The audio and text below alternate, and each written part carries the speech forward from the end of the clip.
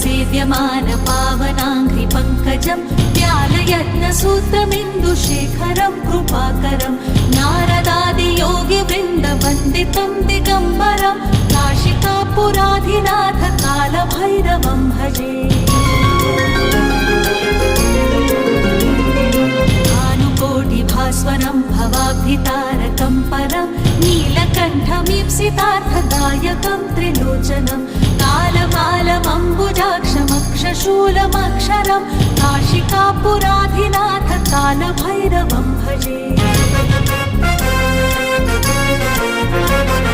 शूलटङ्कपाशदण्डपाणिमादिकारणं श्यामकायमादिदेवमक्षरं निरामयं भीमविक्रमं प्रभं विचित्रताण्डवप्रियं काशिकापुराधिनाथ कालभैरवं भजे।